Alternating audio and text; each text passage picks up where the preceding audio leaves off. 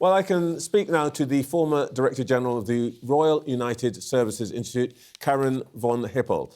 Good morning, Karin. Good morning. Can we just start with that question? Why now? Good question. I think it's hard to anticipate why Trump does something when he does something, but I think most of us had a feeling it was going to kick off this weekend. If you move that much military equipment into the region, it's the largest buildup of military force since the 2003 war in Iraq. You either have to use it fairly soon or you have to remove it. And he would look weak if he removed it. And I think he's becoming kind of predictable. He did something very similar last summer when talks were underway with Iran, and he said, we'll give it 2 weeks. And then after 2 days, he bombed. And so everyone was anticipating it would happen, not during his State of the Union speech on Tuesday, and a few other things were happening, but most people thought it would kick off over the weekend. Can I just ask you a couple of semi-technical questions? The issue of legitimacy, of course, is going to be discussed a lot. In what sense could Iran be considered a threat to the United States? Well, I mean, it's the usual story. It's a concern that has been underway for decades now, really. It was the threat of building a nuclear bomb. The negotiations were underway to get that under control. And then, of course, Trump was coming up with all sorts of other reasons. He said, they're chanting death to America. Well, they've been doing that for decades. He said they killed a bunch of Americans in Iraq. Well, that was also a few decades ago. And, the U.S.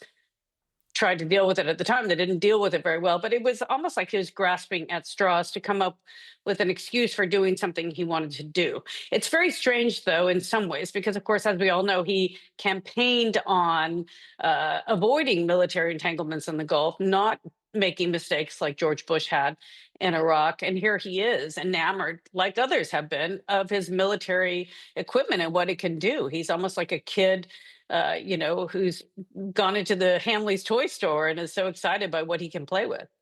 Well, so that's really the challenge. If you accept that the war aim here is to remove Iran as a threat to the United States, to Israel, to degrade its capacity to, let's call it, cause trouble, can that be done through the use of air power in the way that we are seeing, and which both the Prime Minister of Israel and the President are promising that this is going to go on for a while?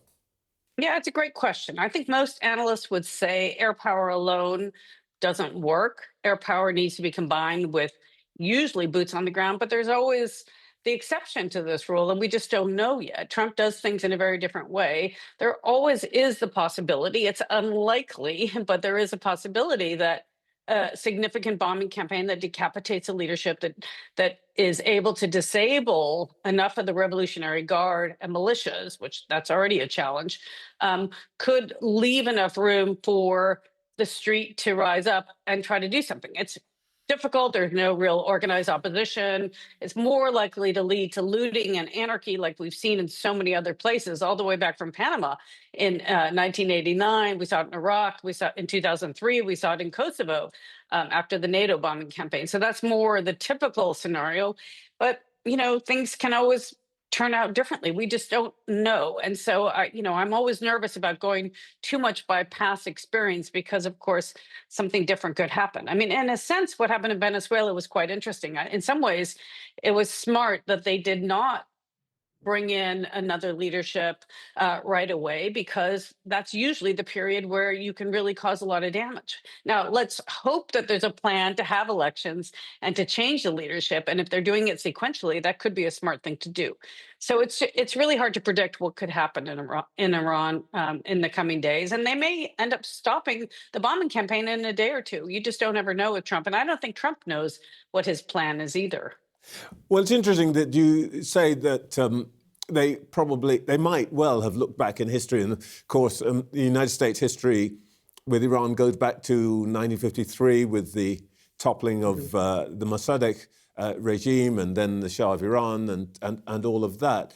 Do you think, though, that this, what appears to be a kind of emerging theory of change, let's call it the decapitation strategy, was in some senses, in the White House's mind, post what they did in Venezuela, and that in some way the idea here is that not to create a new regime that is democratic and liberal and all the rest of it, but to create a situation in which Iran becomes amenable to American interests and needs.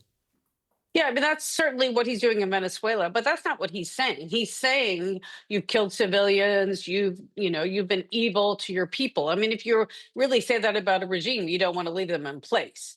And I don't think the population would stand for it this time. I think the population would see this as the opportunity, and he is calling for them to go out on the street and institute their own government. So it isn't the same as Venezuela in that respect, but it's not clear to me he has a plan for how to get from A to B. He's almost saying, we're doing the heavy lift and then you guys do the rest. And that can work. But I think as your panel was saying earlier, and as we've seen in so many other cases, it's highly unlikely. I think we'd all want that to work. I think we all agree that the regime has been incredibly nasty and dictatorial and over many decades, and incredibly bad for their own people. And the Iranian people deserve better.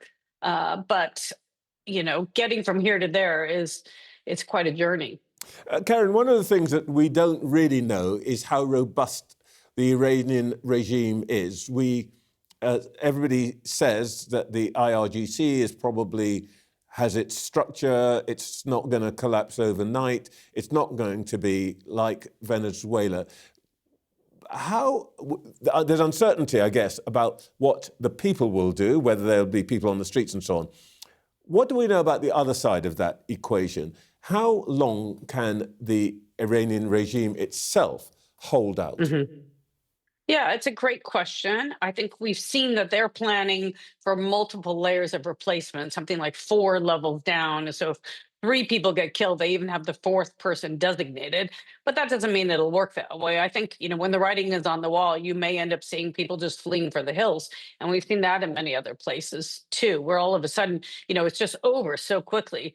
When dictatorships fall very quickly, we have seen in the, even recently Syria, of course, at that point, Syria was not in control of the entire country. They were in control of parts of the country.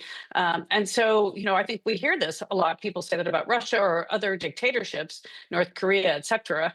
But, every place is also different. And every place could end up really showing us something quite unique that we haven't seen before. So yes, but it would be incredibly complicated because it's been so entrenched over so many decades. To clean that up and to really democratize it, that would be an incredibly complicated process. But I mean, the Iranians are incredibly sophisticated people. I have no doubt they could do it. But the question is, how do you get from here to there? And there are a lot of potential stumbling blocks along the way.